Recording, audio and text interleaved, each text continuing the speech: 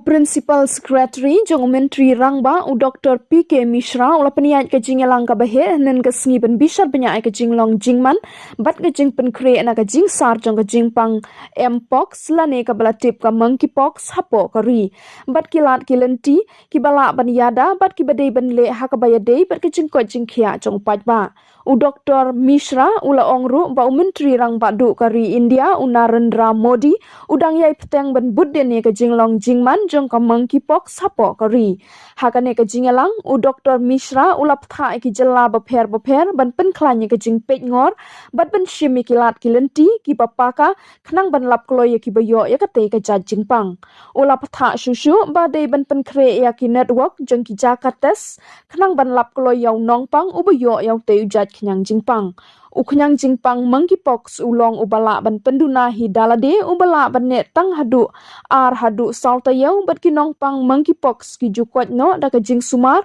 bat ka jing peniat bat ka jing kershan jong ki jaka a jing sumar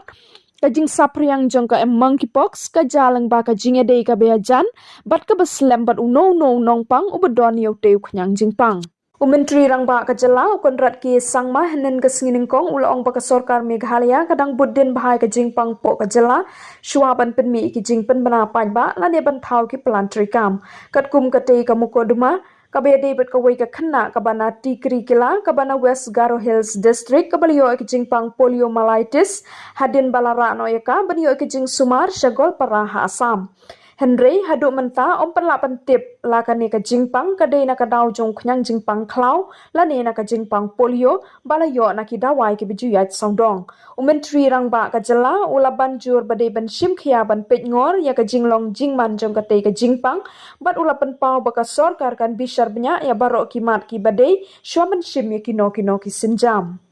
Still examining the entire process, the entire issue. It is, of course, a very, very serious situation. We need to be very, very careful. I will be taking a review on this in a couple of days, and then I'll be able to give you a better response to the entire situation. But yes, we have to be careful. We are still determining many factors, and then we will see and come out with the proper statement as well as the plan of action. If we find that the specific information and intel is actually, very, very serious, as it has been made to be.